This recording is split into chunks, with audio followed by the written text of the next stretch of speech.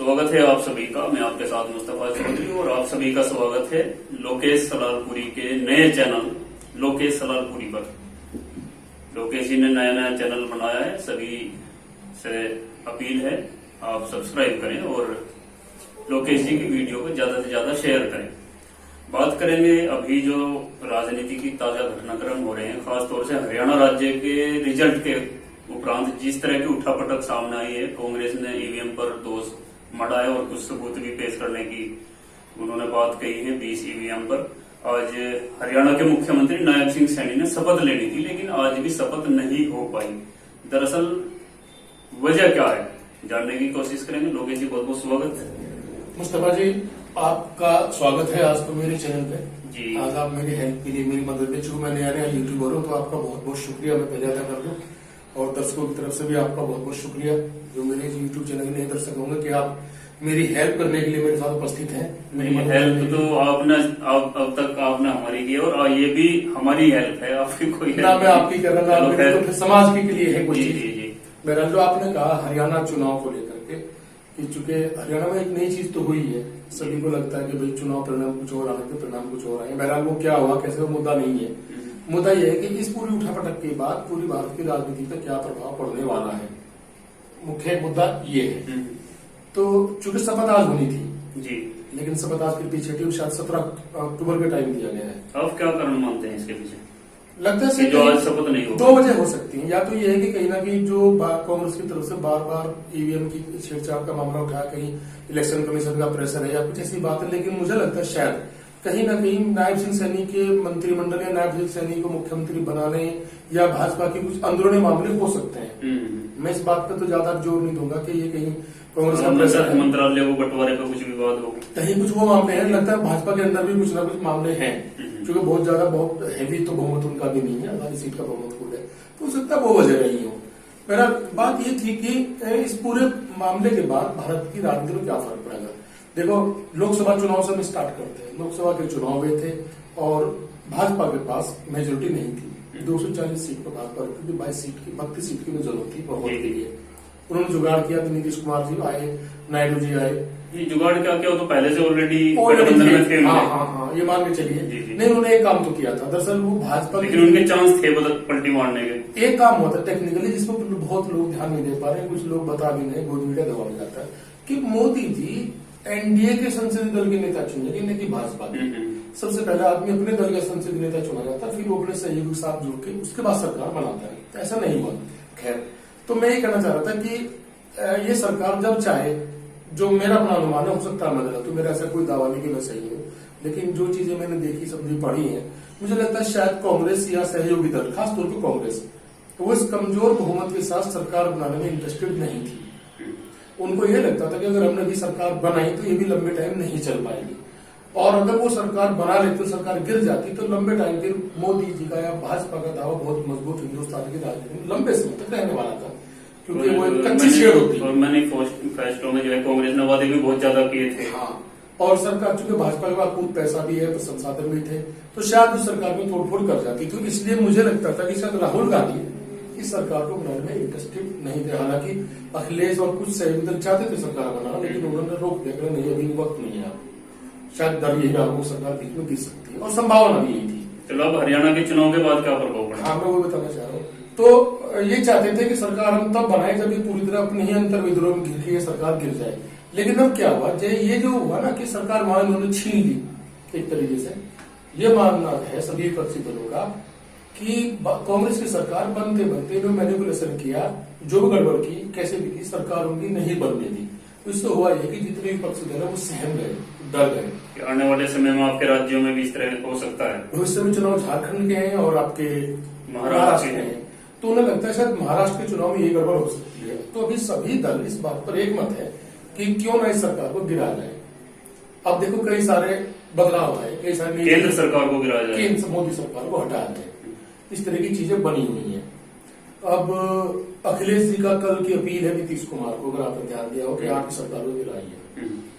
और जो अंदर की बात है मैं आपको कंफर्म बता रहा हूँ कि कांग्रेस इस बात पर सहमत है कि अगर नीतीश कुमार पीएम बनना चाहे तो उनका स्वागत है कि वो आए और पीएम का पद संभाले, सरकार बनाए। चूंकि नायडू और आपके नीतीश कुमार दो एक ही फैक्टर है। अगर वो दो इंडिया गठबंधन पर पलटी मार रहे थे, सरकार को भाजपा गिर जाएगी, सरकार बना लेंगे। नीतीश जी की जिज्ञासाएं भी बहुत हैं। जिज्ञासा भी बहुत है।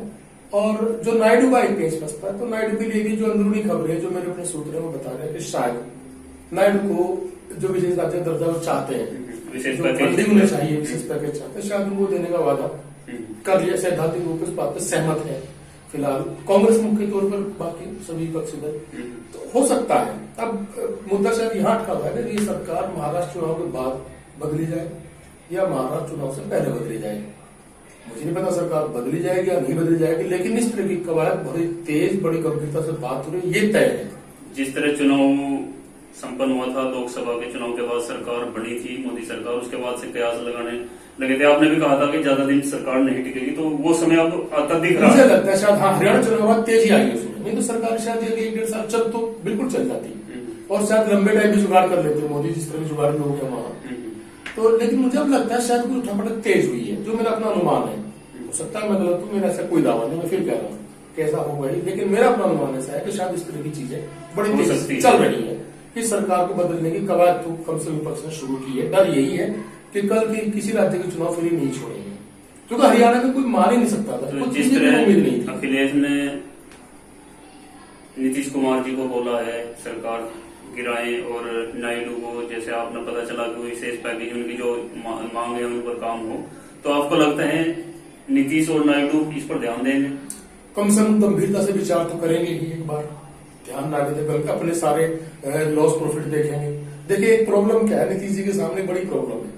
उनके सामने समस्या ये है कि वो शुरू से ही दरअसल बीजेपी की आइडियोलॉजी के साथ वो मैच तो कर ही नहीं सकते, चूंकि उनका तो सामाजिक न्याय की शुरू से ही उसी के उदम पर उनकी राजनीति आज तक बनी हुई है। बिल्कुल लोकसभा चुनाव में नारा था भारतीय जनता पार्टी का मुस्लिम आरक्षण के खिलाफ, और उन्होंने मुस्लिम आरक्षण की पैरोकारी की। जी बिल्कुल विपरीत जो कांग्रेस की थी जातिगत जनगणना, वो भी उन्हीं की देन थी। उन्होंने सबसे पहले कराई भी थी जब इस गठबंधन में वो थे, उन्होंने कराई थी, उसके रिजल्ट भी आए हैं।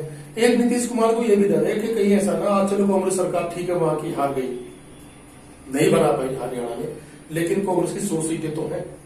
और राहुल गांधी इसी मुद्दे में बड़े तेज अंदाज, बड़े ताकतवर अंदाज में उस पर काम कर रहे हैं कि जातिगत जनगणना होनी चाहिए और जो आम जनता है उनको उनका अधिकार मिलना चाहिए। उस पर मतलब ये जो उनका मुद्दा था नीतीश कुमार है, राहुल गांधी लपक चुके हैं। एक और समाचार चल रहा है कि इंडिया गठबंधन में भी टूट की संभावना है। जैसे कि अभी लोकसभा, ये विधानसभा चुनाव के बाद हरियाणा के अब उपचुनाव होंगे उत्तर प्रदेश में भी 10 सीटों पर। अखिलेश को सीट नहीं दी गई हरियाणा में कांग्रेस द्वारा, अब 10 सीटों पर शायद सपा उनको सीट ना दे, तो यहाँ भी कहीं टकराव हो सकता है। ये तो केवल गोदी क्योंकि दबाव बनाया कांग्रेस पर। मैं इसमें आपको बहुत ही कंफर्म बता दूं, इसमें मुझे कुछ शक नहीं है, इसमें दावे से मैं कह सकता हूँ। क्या है कि जो गोदी मीडिया चलो जैसे बात करेगी, वो ये चाहते हैं कि किसी भी तरीके से इनके बीच में टकराव दिखा जाए। लेकिन मैं आपको बिल्कुल डेढ़ श्योर गारंटी से कह सकता हूँ कि कम से कम अखिलेश और राहुल के बीच में कोई किसी किस्म की गलतफहमी नहीं है। उपचुनाव में अभी भी नहीं है। उन्होंने 10 में से 6 सीट का ऐलान किया है। कांग्रेस चाहती है 1-2 सीट भी हिस्से में आती है, तो ये उससे ज्यादा की ना उन्हें उम्मीद है ना वो डिमांड कर रहे हैं। खेल कुछ और चल रहा है। खेल ये चल रहा है कि कांग्रेस में कुछ जो राज्यों की इकाइयां हैं वो लोग कुछ बातें बनने नहीं देना चाह रहे। राहुल गांधी चाहते हैं, अगर आपको ध्यान हो, हरियाणा चुनाव में राहुल गांधी ने कहा था कि हमें अखिलेश के साथ जो गठबंधन में उनको सीट देनी चाहिए और हमें सीट केजरीवाल को देनी चाहिए, लेकिन हुड्डा जी ने ये बात नहीं मानी थी। यही नाराजगी राहुल गांधी जी को अभी हुड्डा जी से है भी, क्योंकि राहुल गांधी जहां तक मैं उसे समझ पा रहा हूँ वो अधिनायकवादी उसमें नहीं चलता, वो सबको साथ लेके चलने की कोशिश कर रहा है। तो अखिलेश के बीच में ऐसा कुछ भी नहीं है। आप देखना चुनाव बिल्कुल मजबूती से मिलकर ही लड़ेंगे। एक बात और फर्क पड़ रहा है, एक नई चीज और सामने आई, नया डेवलपमेंट आया। अगर आपको याद हो पिछले साल भी 11 अक्टूबर को अखिलेश यादव जो जयप्रकाश नारायण जी की होती वहां बैरिकेडिंग खोद करके गए थे, और कल भी यही हुआ है। तो मैं ये नहीं समझ पा रहा हूँ कि जो योगी जी के अफसर है, जो IAS बन के जाते, इतने पढ़ लिख के जाते, क्या उन्हें इतनी बारीक सी बात नहीं पता कि अगर वो जाएगा, अगर वो चुपचाप वहां चले जाते। मुलायम सिंह की पुण्यतिथि कल परसों वो वहां गए थे, पुष्पांजलि कराए, कितने अखबारों में खबर से चर्चा हुई। अगर वो JP की वहां भी कराते तो किसको पता लगता, लेकिन वो उल्टा काम किया, पूरे देश को पता। एक बाउंडर मच गया उसपे, जो कवरेज मिली एक तरह से समाजवादी पार्टी को, हाईलाइट हो गया। किसने किया, अफसरों ने तो किया था काम, वहां जो उन्होंने टीम की चादर लगाई थी, अगर ना लगाती क्या फर्क पड़ जाता। तो मैं ये नहीं समझ पा रहा कि योगी के ये अफसर योगी के ही हैं या कहीं किसी और के इशारे पे ये काम कर रहे हैं। ये तो आरोप लोकसभा चुनाव में भी लगा था कि वोट काट दिए भारतीय जनता पार्टी के लोगों के। कुछ तो है खेल। अब वो दरअसल आप जो मैं बार बार कहता हूँ ना बहुत दिन से, ये योगी अमित शाह के बीच का सत्ता संघर्ष है ना, ये भी कहीं ना कहीं गुल खिला रहा है। चूंकि इन 10 उपचुनाव में, नोट की, इन 10 उपचुनाव में केवल योगी जी की साथ दांव पे लगी, मोदी जी की नहीं लगी। वो नहीं चाहते कि योगी जी मजबूत होकर उभरे। तो हो सकता है अंदर खानिस्तान की चीजें चल रही, वो खुद अखिलेश को दोहराना चाह रहे हो। आप देखना यूपी में ये बहुत बड़ा फैक्टर होने वाला है, केंद्रीय बीजेपी। और ये यूपी का जब कांग्रेस की सरकार है तब भी था, हमेशा लखनऊ का दिल्ली का संघर्ष चल रहा है। केंद्र के चुनाव में बाबा जी ने कुछ खेल किया और अब राज्य के चुनाव में केंद्रीय बीजेपी कुछ खेल करना चाहती है। क्या केंद्र के चुनाव में यूपी में खेल नहीं हुआ? आप तो बोलते रहे बार तो सुबह से साबित भी हुआ मेरी बात। मैं दावे से कह रहा 3 सीटें आएंगी। हर लोकसभा सीटों पर सरफटोबल हुई फिर समीक्षा के दौरान। बिल्कुल हुई है। तो ये तो है, ये तो अब ये कोई भाजपा में नई चीज नहीं है। देखिए अटल और कल्याण के बीच में यही हुआ था। उससे पहले कांग्रेस सरकारों में कांग्रेस का शादी में मुख्यमंत्री लगातार रहा हो, हमेशा बीच में बदल लेते थे। ये लखनऊ की और दिल्ली की हमेशा ही रस्सा से हमेशा चलती है। मतलब यूपी बड़ा प्रदेश है, तब तो उत्तराखंड भी साथ में था कांग्रेस सरकार की, ये कोई नई बात नहीं है। तो मुझे लग रहा है कि पूरे देश की जो राजनीति में कुछ नई चेंजिंग तो आने जा रही है। चलो खैर, ये चीज तो है, समय बताएगा। जिस तरह से लोग हरियाणा राज्य के चुनाव में अपेक्षा के विपरीत कांग्रेस के रिजल्ट आए हैं और उसके बाद आरोप प्रत्यारोप का सिलसिला जारी है।